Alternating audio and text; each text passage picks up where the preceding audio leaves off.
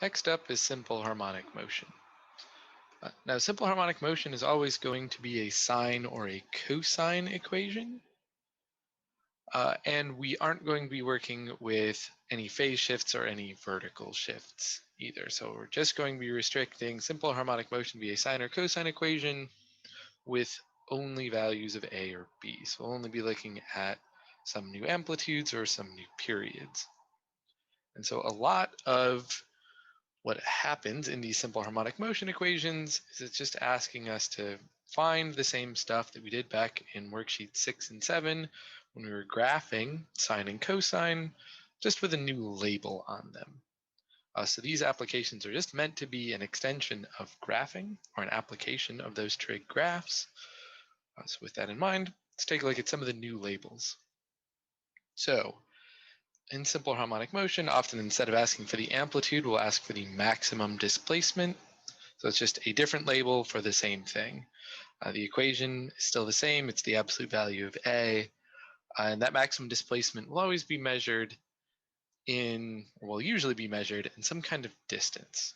So some examples of some units, feet or inches, or any kind of meter. So meters, centimeters, millimeters. Example units are usually some kind of distance for maximum displacement. Other than the period, we're going to be calling that the time required for one oscillation quite frequently, but again, it's the same thing. It's still 2 pi over b, and we're always going to be measuring that period, or that time required for one oscillation, in some time unit. So frequently seconds or minutes, but also hours, days, could show up. Anything that's just anything that's just time.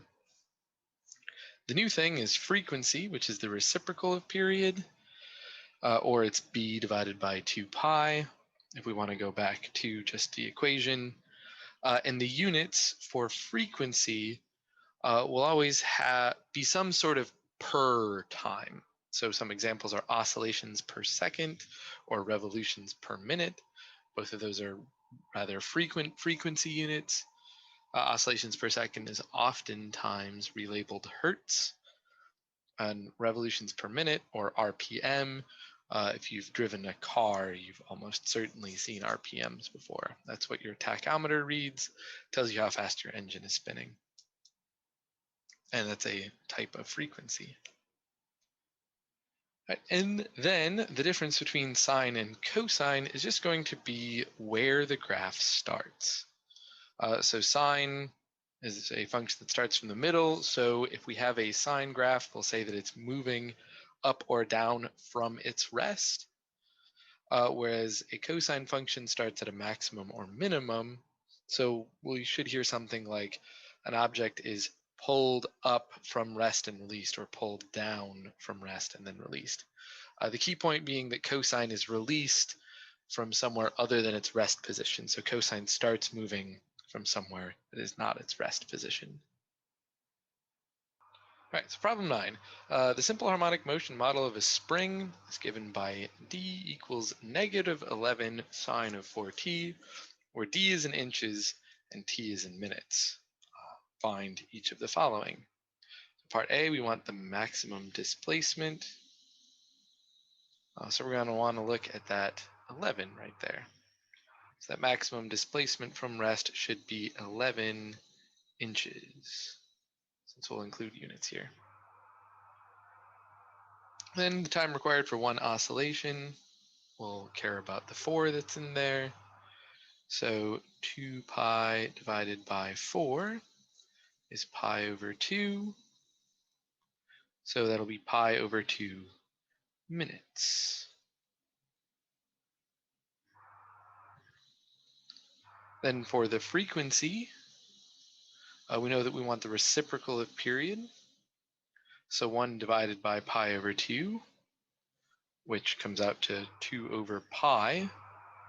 So that frequency should be 2 over pi oscillations per minute, which I'll abbreviate OSC over min, but oscillations per minute. Then we have to decide if this thing has been pulled up or down. or initially at rest. And since this is a sine graph, we know the object is initially at rest rather than being pulled up or pulled down.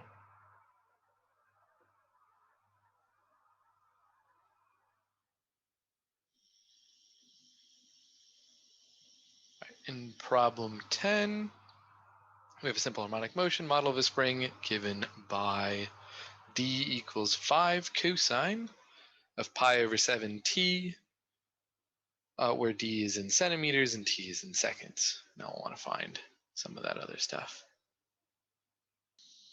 All right, to get that maximum displacement, we care about the 5, so that should be 5 centimeters, or 5 cm.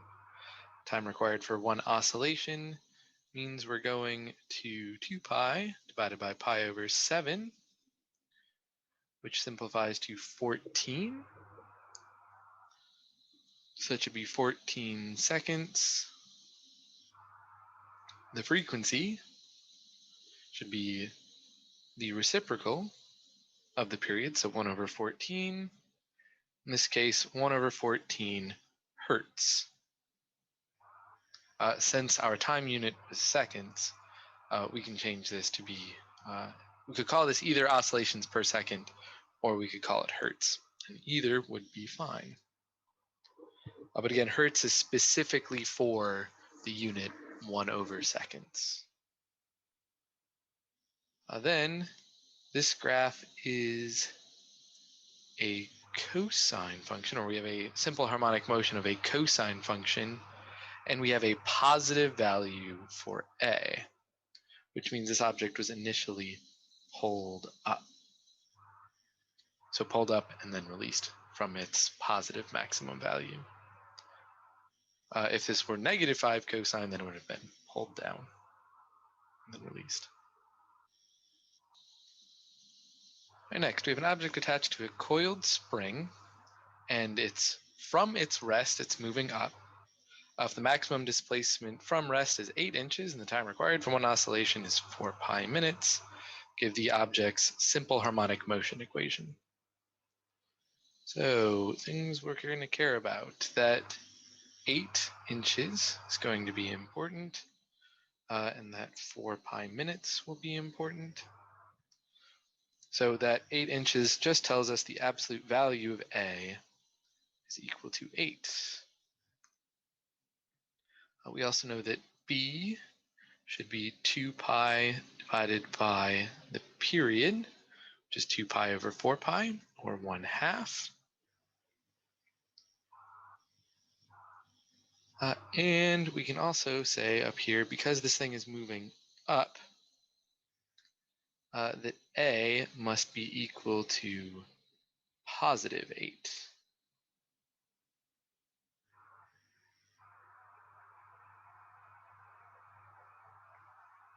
So now we have both A and B, which means we know all the numbers that we need to come up with this equation.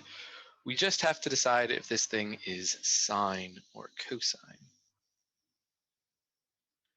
And we're told that initially that this object is from its rest moving up. So it hasn't been pulled up and released, it's moving from its rest position initially.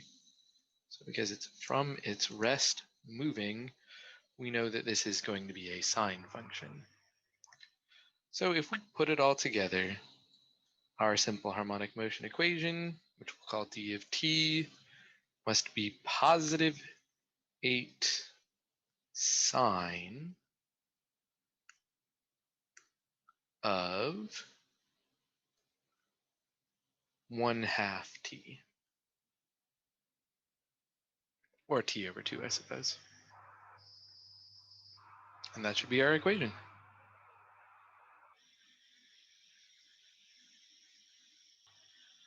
Right. Then in problem 12, we have an object attached to a coiled spring, pulled down and released from a position 3 feet below its rest position.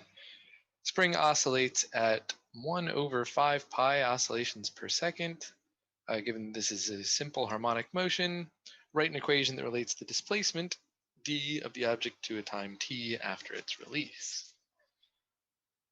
So some things that end up being important. We know that it's pulled 3 feet away from its rest position, and it's released. We're also told the frequency this time is 1 over 5 pi. So we start putting some of that together. We have that the absolute value of A is equal to 3. We know that the frequency is 1 over 5 pi, which means that the period is equal to 1 over 5 pi, which is just 5 pi, which in turn means that B is 2 pi over 5 pi, which comes out to 2/5. Next, when this thing is pulled down, it's going to be in the negative direction. So the fact that this is initially pulled down means that A is going to be -3 as opposed to +3, like we saw last time. So now that we have A and B, we just have to decide if this is sine or cosine. And the key there is going to be the statement pulled down and released from its rest position. So we must be looking at a cosine function this time. So if we put all of that together, d of t should be the function -3 times the cosine of 2/5 t, or 2t over 5.